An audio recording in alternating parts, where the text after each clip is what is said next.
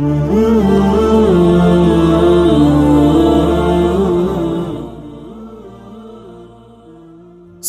پات وہ ایک LAD سالم ہے, ٹیلی ویژن میں بہت زیادہ آتے ہیں, قاری خلیل الرحمان صاحب. عجیب بات ہے, مجھے افسوس اس پر ہو رہا ہے کہ ٹیلی ویژن میں ان کا اسٹائل کچھ اور ہوتا ہے اور نجی مجلس میں ان کا اسٹائل کچھ اور ہوتا ہے. کیمرے پہ ان کا اسٹائل کچھ اور ہوتا ہے اور انڈیویجول کہیں بیٹھے ہوئے ہوں گے تو اسٹائل کچھ اور. میں نام لے کے لوگوں پہ رد نہیں کرتا, لیکن یہ غیر اخلاقی حرکت ہے کہ آپ میڈیا پہ چیلنج کر رہے ہو بلانے کے لیے ہمیں, اور نجی محفل میں کہہ رہے ہو نہیں آنا. ٹھیک ہے, یہ بہت غلط چیز. ایسے مجتہدین کو ہم ابو حنیفہ کو چھوڑ کے فالو نہیں کر سکتے. تو مسئلہ یہ نہیں ہے, قاری خلیل الرحمان صاحب نے بھی خلا کا مسئلہ غلط بتایا, بالکل ہی لمبی پھینکی ہے بیٹھ کے. یار آپ مسئلہ حلال و بیوی کے حلال و حرام کا مسئلہ ہلکا ہے, اس میں اتنی غیر سنجیدہ باتیں کر رہے ہوتے ہو آپ, لیبل قرآن و سنت کا لگا رہے ہو. 3 طلاق کے مسئلے پر محترم نے حدیث سنائی کہ نبی صلی اللہ علیہ وسلم کے دور میں ایک مجلس کی 3 طلاقیں ایک ہوتی تھی. حدیث میں آتا ہے, کاش میں سامنے بیٹھا ہوتا میں پکڑ لیتا یہ ایک مجلس کی کہاں سے لگایا آپ نے, یہ لفظ کہاں سے نکالے آپ. صحیح مسلم میں آتا ہے کہ نبی کے دور میں 3 طلاقیں ایک ہوتی تھیں, حضرت عمر نے اس کو 3 نافذ کیا. بالکل ایسی حدیث متا کے بارے میں بھی ہے. جابر بن عبداللہ کہتے ہیں نبی کے دور میں, ابو بکر عمر کے دور میں متا کیا کرتے تھے, حضرت عمر نے اس پہ پابندی لگائی. تو کیا متا حلال ہے؟ بھائی بہت سے لوگوں کو متا کے حرام ہونے کا علم نہیں تھا, اس لیے وہ کرتے رہے. حضرت عمر نے جو پابندی لگائی اور سارے صحابہ نے ایکسپٹ کیا, یہ اسی لیے کیا کہ وہ جانتے تھے کہ یہ پابندی نبی کے دور میں لگ چکی ہے. ایسے ہی 3 طلاقیں نبی کے دور میں ایک سمجھی جاتی تھیں کا مطلب یہ نہیں کہ نبی بھی ایک سمجھتے تھے. زمانے جاہلیت میں جیسے متا حلال تھا تو 3 طلاق کو بھی ایک سمجھا جاتا تھا. یہ عبداللہ بن عباس سے, حضرت عائشہ سے, یہ صحیح سند سے یہ حدیثیں مروی ہیں. تو حضرت عمر نے جب پابندی لگائی ہے تو وہی حکم جو قرآن نازل کر چکا تھا, طلاق مرتان, 2 طلاقوں کے بعد رجوع کا حق ہے, تیسری کے بعد رجوع کا حق نہیں ہے. جبکہ زمانے جاہلیت میں تیسری کے بعد بھی رجوع کا حق سمجھا جاتا تھا. تبھی تو سارے صحابہ نے اس حکم کو ایکسپٹ کیا حضرت عمر کے. آپ کہہ سکتے ہو حضرت عمر کے ڈنڈے کا خوف تھا اس لیے مان لیا انہوں نے. اہل حدیث اس کے 3 جواب دیتے ہیں. کہتے ہیں حضرت عمر کا یہ سیاسی فیصلہ تھا کہ انہوں نے دیکھا جب طلاقیں بہت ہو رہی ہیں تو گورنمنٹ کو یہ رائٹ ہے کہ وہ سیاستاً کچھ تبدیلیاں کر سکتی ہے, تو سیاسی طور پہ اس کو ایک نافذ کیا گیا تاکہ لوگ طلاق سے رکیں. میں اہل حدیث علماء سے پوچھتا ہوں, مجھے ایک بات بتاؤ, یہ سیاست ہے یا دین میں تحریف ہے؟ دیکھو جمشید نے اللہ نہ کرے اپنی بیوی کو 3 طلاقیں دیں, قرآن و سنت کے مطابق تو وہ طلاق نہیں ہوئی, سیاسی قانون کے مطابق یعنی سیاست میں حضرت عمر نے ان کی بیوی کو حرام کر دیا جمشید کے اوپر, حالانکہ قرآن کی روشنی میں کیا تھی, حلال. اور یہ اب کہیں اور شادی کر رہی ہے جس سے شادی اس کے لیے حرام تھی, اور حضرت عمر نے کہیں اور شادی اس کے لیے حلال کر دی. اگر یہ تحریف نہیں ہے تو پھر تحریف کی ڈیفینیشن کیا ہے؟ کسی بات کا ان لوگوں کے پاس کوئی جواب نہیں ہے. اہل حدیثوں کے پاس بیٹھے ہوئے دھڑا دھڑ جو ہے وہ بیویوں کو حلال کرنے کے لیے. کس قدر جرت اور دلیری سے میں حیران ہوتا ہوں یار. کوئی اشکال پوچھا جائے اس کا جواب نہیں دیتے. یہ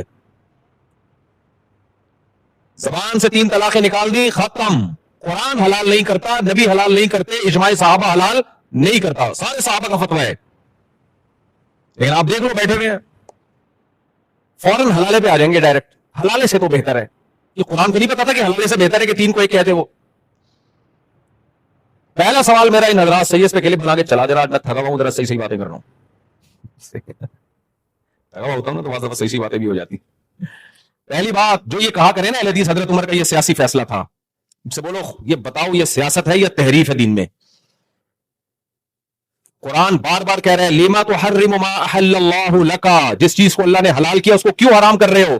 یہ شہد کے بارے میں ہے کہ نبی نے قسم کھا کے شہد حرام کر دیا تھا, حالانکہ وہ ہمیشہ کے لیے حرام نہیں ہوا تھا. اور یہاں بیوی جو جس کی حیثیت شہد سے زیادہ ہے وہ ہمیشہ کے لیے حرام ہو رہی ہے حضرت عمر کے فتوے پہ. اور کمال کی بات ہے وہ صحابہ جو حضرت عمر کے ایک جوڑے پہ اعتراض کر رہے ہیں کہ یہ جوڑا آپ کے پاس اتنا لمبا کہاں سے آ گیا, مال غنیمت میں تو اتنی بڑی قمیض کسی کو ملی نہیں ہے, وہ صحابہ اپنی بیویوں کو حرام کر دیا انہوں نے حضرت عمر کے کہنے پہ. حضرت عمر نے حضرت حذیفہ سے کہا کہ یہودی عورت سے نکاح مت کریں, صحابی رسول تھے, انہوں نے فرمایا کہ اگر حرام ہے تو نہیں کروں گا, اور اگر اللہ نے حلال کیا ہے تو پھر کروں گا میں. اور کیا انہوں نے نکاح. سمجھ آ رہی ہے بات؟ حضرت عمر نے فرمایا میں حرام نہیں کر رہا, اس سے نکاح میں نقصان ہے, کوئی فاسق فاجر نہ ہو. تو لوگ فاسق عورتوں سے نکاح شروع کر دیا, ایسے مشورہ دیا جاتا ہے. تو مشورے کی حد تک تو بہت کچھ ٹھیک ہے بھائی, قانون سازی میں حلال و حرام نہیں کیا جاتا. شیعہ لوگ یہی تو کہتے ہیں حضرت عمر نے قانون بنایا 3 طلاق کو 3 کرنے کا، لہٰذا وہ 3 کو 1 بھی نہیں مانتے. شیعوں والے کام کرو تو بھی ٹھیک ہے بھائی، انہوں نے تو اپنا ہی فلسفہ بنایا ہے طلاق کا، گواہ بھی ہونا ضروری ہے، حالانکہ کہیں بھی نہیں ہے قرآن میں کہ طلاق میں گواہ ہونا ضروری ہے. تو یہ دور علم کا نہیں ہے، یہ جہالت کا دور ہے، اور اس جہالت پہ لیبل کس کا لگایا جاتا ہے؟ قرآن اور سنت. تو پہلا اشکال یہ کہتے ہیں ایکچولی وہ حضرت عمر کا سیاسی فیصلہ تھا. تو آپ نے کیا جواب دینا ہے؟ سیاست میں بیویاں حلال، کسی کی بیوی اس پہ حرام؟ میرے بھائی کھولو نا، نہیں ہوتا. نمبر 2 کہتے ہیں صحابہ نے ڈر سے، بس ان کا خوف تھا اور سیاست تھی، صحابہ نے، سارے صحابہ نے، کوئی ایک صحابی سے ضعیف حدیث بھی نہیں ملتی جنہوں نے رخصتی کے بعد اکٹھے 3 طلاق کو ایک کہا ہو، ضعیف بھی نہیں ملتی، صحیح تو دور کی بات ہے. وہ کہتے ہیں وہ صحابہ مان گئے بس مجبوری میں. صحابہ مجبوری میں اتنا بڑا فیصلہ نہیں مانتے، وہ تو اشکال کرتے تھے. حضرت عمر کا پہلا خطبہ یہ تھا کہ جب تک سیدھا چلوں ماننا، جہاں قرآن و سنت سے ہٹوں سیدھا کر دینا مجھے. ایک صاحب نے کھڑے ہو کر کہا نا کہ آپ کو سیدھا کر دیں گے، حضرت عمر نے دعائیں دی اس کو. حضرت عمر نے قانون بنایا کہ 400 درہم سے زیادہ مہر نہیں ہوگا. یہ بالکل سیاسی فیصلہ تھا اس میں، کیونکہ قرآن نے مہر کی کوئی مقدار متعین نہیں کی ہے. اگر گورنمنٹ یہ سمجھتی ہے کہ اتنا زیادہ مہر لڑکی والے رکھ رہے ہیں کہ لڑکیوں کی عمریں نکل رہی ہیں، اس پہ غور کیا جا سکتا ہے کہ کچھ متعین مقدار کر دی جائے. یہ سیاسی فیصلہ تھا. لیکن ایک عورت نے کہا کہ قرآن کہتا ہے ان آتیتم احداہن قنطارا فلا تاخذوا منہ شیئا، سونے کا پہاڑ بھی مہر میں دیا ہو واپس مت لو. تو اللہ تو سونے کے پہاڑ کا تذکرہ کر رہے ہیں، آپ کیسے مہر کی مقدار متعین کر رہے ہیں؟ حضرت عمر جواب دے سکتے تھے کہ اللہ نے یہ تو نہیں کہا کہ سونے کا پہاڑ دو، وہ تو ایک مثال دی ہے کہ اگر سونے کا پہاڑ بھی مہر میں ہے تو طلاق کے بعد وہ واپس نہیں لیا جا سکتا. لیکن اس کے باوجود حضرت عمر اپنی بات سے پیچھے ہٹ گئے اور فرمایا اخطأ رجل واصابت امرأۃ، عورت نے درست کہا اور مرد سے غلطی ہو گئی. نہیں آئی میرا خیال ہے بات؟ حضرت عمر کے بارے میں بخاری میں ہے کان وقافا عند کتاب اللہ، قرآن کی جیسے ہی آیت سامنے آتی رک جاتے تھے، بس ریورس پیچھے ہو جاتے تھے اللہ کی آیت سن کے. کیا ان کے سامنے یہ آیتیں نہیں تھی الطلاق مرتان، جس کا اہل حدیث لوگ اپنی طرف سے ترجمہ کرتے ہیں کہ طلاقیں 2 مہینے میں 2 مرتبہ ہیں؟ کہاں سے 2 مہینے لگا دیے تم نے یار؟